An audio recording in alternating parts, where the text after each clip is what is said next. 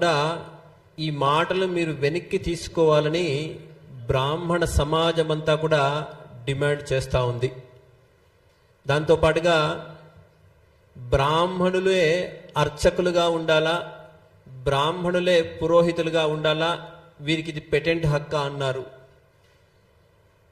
సమాజంలో మీరు ఒక్కసారి తిరిగి చూస్తే, ఒక్కసారి మా పాలమూరుకు రండి. పాలమూరులో ఉన్నటువంటి సుప్రసిద్ధ క్షేత్రాలు మన్యంకొండ, బీచ్పల్లి, కురుమూర్తి, కందూరు ఇట్లాంటి అనేక క్షేత్రాల్లో బ్రాహ్మణేతరులే అర్చకులుగా ఉన్నారు.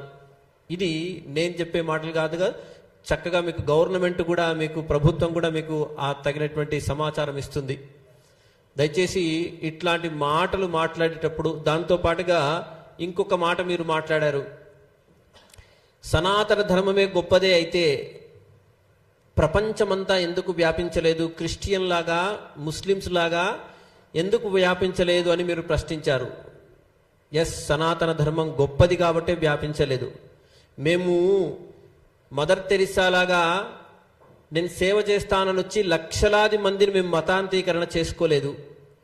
మేము ఇతర మతాల్లాగా బెదిరించో ఇంకో రకంగా చేసో మనం చూసాం. వెనకటి నుంచి ఎంతో మంది తురస్క రాజులు బ్రాహ్మణ జాతిని నిర్వీర్యం చెయ్యాలి అని ఇప్పటికీ మేవాడ్ లాంటి ప్రాంతంలో బ్రాహ్మణులు ఊచకోత కోస్తే ఇప్పటికీ అక్కడ మేవాడ్ ప్రాంతంలో దీపావళి జరుపుకోరు.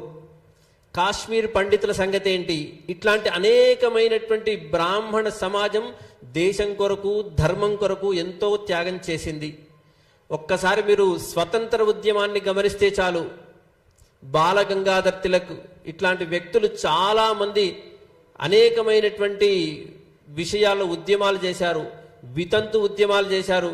దాంతోపాటుగా సతీ సహగమనం నుంచి ఉద్యమం, అంటే ప్రపంచంలో కానీ దేశంలో కానీ ఎక్కడైనా కూడా ఇది వ్యతిరేకమైనటువంటిది, ఇది కరెక్ట్ కాదు అని అనిపిస్తే దానికి తగ్గట్టుగా వ్యతిరేకంగా దానికి బ్రాహ్మణులే పనిచేశారు. మీరు మావోయిస్టు ఉద్యమం చూసినా, ఇటు సిపిఐ లాంటి ఉద్యమాలు చూసినా, ఇటు ఏ రకంగా ఆధ్యాత్మిక విప్లవం చూసినా, నాస్తికము ఆస్తికము అన్ని రకాల విప్లవాల్లో బ్రాహ్మణులు ముందరగా ఉన్నారు. ఇది బాగా మీరు గమనించాలి. బ్రాహ్మణుడి త్యాగం వెలకట్టలేనటువంటిది. అద్భుతమైనటువంటి సేవ, దేశానికి సేవ చేసినటువంటి గొప్ప జాతి బ్రాహ్మణ జాతి. ఆనాటి కాలంలో తక్షశిల లాంటి విద్యాలయాలన్నింటినీ కూడా తగిలేస్తుంటే, మొత్తంగా అక్కడ ఉన్నటువంటి గ్రంథాలన్నీ తగలబెట్టేస్తుంటే, తన మస్తిష్కంలో ఆ వేద విద్యను శాస్త్ర విద్యనంతా కూడా నింపుకొని ముందు తరానికి అందించినటువంటి ఏకైక జాతి ఏది అంటే అది బ్రాహ్మణ జాతి మాత్రమే. ఈరోజు మనం ఒక దేవుడికి దండం పెడుతున్నాం, ఒక దేవుడికి ధ్యాన శ్లోకం చెప్తున్నాం, ఏదో ఒక యాగం చేస్తున్నామంటే మేము చేసినటువంటి ఆ త్యాగము. కాశీలో ముష్కరులు తురస్కులు దేవాలయాన్ని దేవాలయం దండయాత్ర చేయడానికి వస్తే బ్రాహ్మణులు బలిదానం చేసుకున్నారండి. ఇంత గొప్పనైనటువంటి జాతి బ్రాహ్మణ జాతి. ఈ బ్రాహ్మణ జాతి ఔన్నత్యం తెలుసుకోకుండా, బ్రాహ్మణ జాతి గురించి తెలుసుకోకుండా పురోహితమే కానీ అర్చకత్వమే కానీ మీరొక్కరే చేస్తారు అనడం నిజంగా అవివేకం. ఇది మీలాంటి పెద్దలు మాట్లాడేటువంటి మాటలు కావు. మాదిగ ఉద్యమాన్ని ఉవ్వెత్తున తీసుకొని వచ్చి భారత ప్రధానిని కూడా మెప్పించి మీరు మీ సఫలీకృతమయ్యారు. ఆ కోణంలో ఈరోజు తప్పకుండా ఈ సమాజం నుంచి, ఈ వేదిక నుంచి మేము మీకు డిమాండ్ చేస్తా ఉంది ఏంటంటే, ఎస్, పురోహితులుగా అర్చకులుగా బ్రాహ్మణులకు పేటెంట్ హక్కు కావాలని మీరు మాతో పాటు ఉద్యమం చేసేందుకు ముందరికి రావాల్సిందిగా ఈ సందర్భంగా మేము మమ్మల్ని స్వాగతిస్తా ఉన్నాం. మీరు ఎందుకంటే చిన్నపిల్లలకు గుండె వైద్యం గురించి ప్రయత్నం చేశారు, మాదిగల గురించి ప్రయత్నం చేశారు, ఇంకా అనేకమైనటువంటి సామాజిక కోణాల్లో మీరంతా గొప్పనైనటువంటి కృషి చేశారు.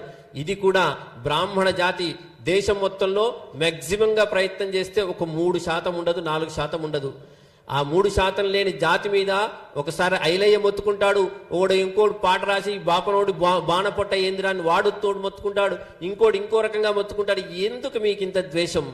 బ్రాహ్మడు సర్వే జనా సుఖినో భవంతు అనే మాట్లాడాడు తప్పించి ఏ రోజున ఎవరిని హింసించలేదు, కించపరచలేదు. కాబట్టి దయచేసి ఈ వేదికగా మేమందరం కూడా మిమ్మల్ని కోరుతా ఉన్నాం, బేషరతుగా మీ వ్యాఖ్యల్ని వెనక్కి తీసుకోండి. లేని పక్షంలో ఖచ్చితంగా ఇది తీవ్రమైనటువంటి ఉద్యమం దిశగా, ఎందుకంటే బ్రాహ్మణ జాతి తనను తాను రక్షించుకోవడానికి, తను రక్షించుతూ హిందూ జాతిని కూడా రక్షించడానికి ఒక ప్రయత్నంలో ఇది పెద్ద ఉద్యమం మీరే వేసినటువంటి మొదటి అడుగుగా అవుతుంది. కాబట్టి దయచేసి ఇక్కడి నుంచి మేము మీకు డిమాండ్ చేస్తా ఉన్నాం, మా మీద హిందూ సమాజం మీద మీరు వేసినటువంటి ఈ వ్యాఖ్యలను వెనక్కి తీసుకోవాల్సిందిగా కోరుతూ, దాంతో పాటుగా అనేకమైనటువంటి విషయాలు మీరు తప్పుగా మాట్లాడి ఉన్నారు, అవన్నీ కూడా ఒకసారి మీరు సరి చేసుకోండి. బ్రాహ్మణ జాతి ఔన్నత్యం చాలా గొప్పది. ఈరోజు రిజర్వేషన్ల పుణ్యమా అని ఎంతమంది పిల్లలు మేము చదువుకొని మాకు మార్కులు రాక, మాకు ఉద్యోగాలు రాక, మేము చదువుకోలేక చచ్చిపోతున్న పిల్లల్ని మేము కన్నులారా చూస్తూ ఉన్నాం. 90%, 95%, 99% మార్కులు వచ్చినా వీడికి ఉద్యోగం రాక, పై సీట్లు రాక అవస్థ పడుతూ పిల్లలు ఎంతో మంది ఆత్మహత్యలు చేసుకున్నారు. వాళ్ళందరికీ ఎవరు మూల్యం చెల్లించాలి? కాబట్టి దయచేసి ఈ ప్రయత్నంలో మీరందరూ కూడా తప్పకుండా మీ వ్యాఖ్యలు వెనక్కి తీసుకుంటారని కోరుతూ స్వస్తి.